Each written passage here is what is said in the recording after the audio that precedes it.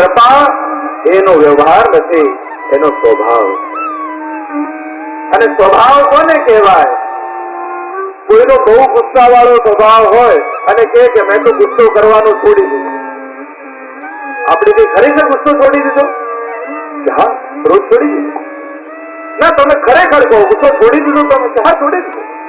ના, સાચું કહો કે ગુસ્સો છોડી દીધો? હા ભાઈ, છોડી દીધો ગુસ્સો. ન કરવા ઈચ્છે ને તોય થાય, એનું નામ સ્વભાવ. ભગવાને વિચાર કર્યો હોય કે આના પર તો કૃપા કરવી જ નથી, નક્કી કરી લીધું હોય, અને આપણે ચરણોમાં જઈને પડીએ ને કહીએ પ્રભુ આ જીવ તો તમારું છે. દેખો હું તિહારો વલ્લભ, મેરી કૃતિ जिन नहीं देखो श्री वल्लभ, अपनो जगत विचारो. આ જીવ તો હજારો લોકોથી ભરેલો છે, અનંત જન્મોથી વિખૂટો પડેલો આ જીવ છે, પણ મહાપ્રભુજીની કાનીથી અમે આપની શરણે આવ્યા. અમને કઈ નથી આવડતું, એ જ અમારી આવડત છે. અમે આપની કૃપાને લાયક નથી, એ જ અમારી લાયકાત છે. અમે અજ્ઞાની છીએ, એ જ અમારું જ્ઞાન છે. હવે બોલો પ્રભુ, આવા છીએ પણ આપની શરણે. અને જયારે આ રીતે શરણે જાઓ એટલે ભગવાને નક્કી કરી રાખ્યું હોય આના પર તો કૃપા નથી જ કરવી, અને જ્યાં પોતાના જીવને આજીજી કરતો જોઈએ એટલે પ્રભુ ગળગળા થઈ જાય અને કૃપા કરી નાખે. આ એનો સ્વભાવ. આ છે પુષ્ટિ પુરુષોત્તમ.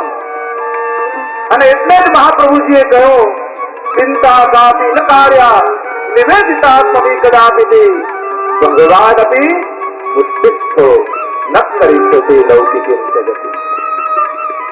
તમે બધા જેની શરણમાં આવ્યા છો એ શ્રીનાથજી બાબા કોણ છે? એ જ્ઞાનીઓનો બ્રહ્મ નથી, એ કર્મ માર્ગીઓનો બ્રહ્મ નથી, એ તો કૃપા માર્ગનો એ પુષ્ટિ પુરુષોત્તમ. કર્મ માર્ગીઓનો ભગવાન ન્યાયકારી છે, જ્ઞાનીઓનો ભગવાન સ્થિર છે, પણ ભક્તિ માર્ગીનો ભગવાન કૃપાળુ છે. કર્મ માર્ગીનો ભગવાન કેવો કે તમે જાઓ એટલે તમારી આગળ ચોપડા ખોલીને બેસી જાય, હિસાબ કરવા બેસી જાય કે તે આટલા સારા કર્મો કર્યા અને આટલા ખરાબ કર્મો કર્યા, આટલું ફળ નર્કમાં ભોગવ ને આટલું સ્વર્ગમાં ભોગવ. એમ જે ચોપડા ખોલીને બેઠો હોય એ કર્મ માર્ગીઓનો ઈશ્વર. જ્ઞાન માર્ગીઓનો ઈશ્વર નથી કઈ કરતો, નથી કઈ ખાતો, નથી કઈ પીતો, નથી ક્યાંય જાતો, નથી ક્યાંય આવતો. એ તો આત્મામાં સ્થિર છે, એ કઈ જ કરતો નથી. એ જ્ઞાન માર્ગીઓનો કર્મ. પણ આપણે તો નથી કર્મ માર્ગી ઈશ્વરની શરણમાં, નથી જ્ઞાન માર્ગી ઈશ્વરની શરણમાં. આપણે બધા તો પુષ્ટિ પુરુષોત્તમની શરણમાં. અને પુષ્ટિ પુરુષોત્તમ કેવો છે? રાઈ જીતની સેવા કો ફલ માનત દેવ સમાન. કઈ ના કર્યું હોય તોય બધું કર્યું એમ માની લે, એ જ પુષ્ટિ પુરુષોત્તમ. કરે બધા સાધનો પોતે પણ કે તે કર્યું છે, એ પુષ્ટિ પુરુષોત્તમ. ક્યાંક દેશવાદી હોય ને ભગવાનનું નામ લેવાઈ જાય મુખમાંથી તોય કૃપા કરી નાખે, પુષ્ટિ પુરુષોત્તમ.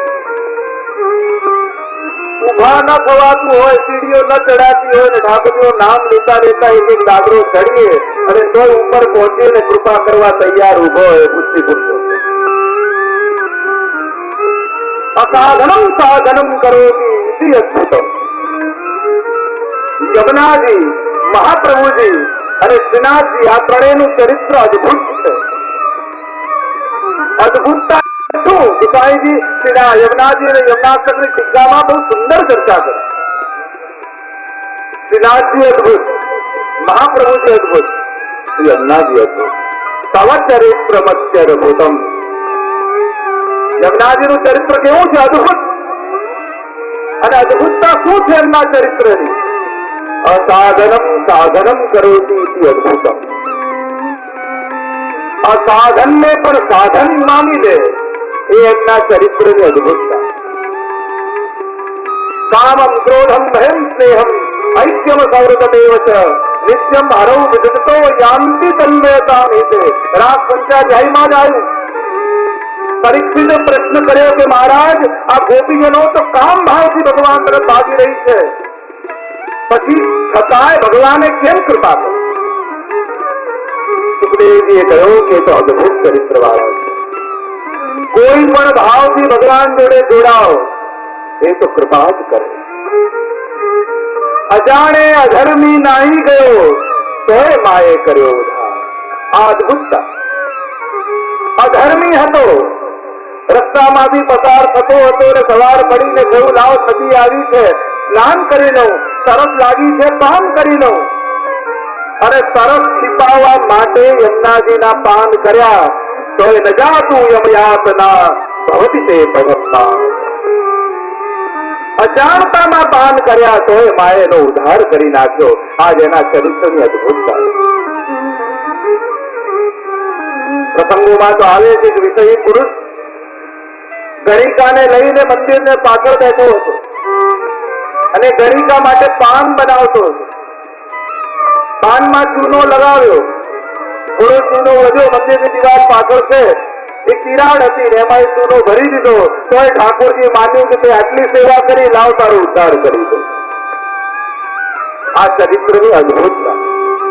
કોઈ પણ ભગવાન જોડે જોડાવાય. ક્રોધમ શિશુપાલે 100 ગાળો ભગવાનને આપી. અરે ભગવાન તો અદભુત ચરિત્ર વાળા છે. એમણે વિચાર કર્યો, અરે તે મને 100 વાર યાદ કર્યો, મને તો કોઈ એક વાર યાદ કરે એ ગજેન્દ્રની જેમ તો એના પર કૃપા કરી દઉં. તે મને 100 વાર યાદ કર્યો, લાવ તારો ઉદ્ધાર કરી દો. અને ભગવાને શિશુપાલનો ઉદ્ધાર કર્યો. ક્રોધમ. હવે ત્યારે સાંભળ્યું કે ગાળ આપવાથી ભગવાન કૃપા કરે, તો 1000 રામની જગ્યાએ 1000 ગાળો છપાય પુસ્તક.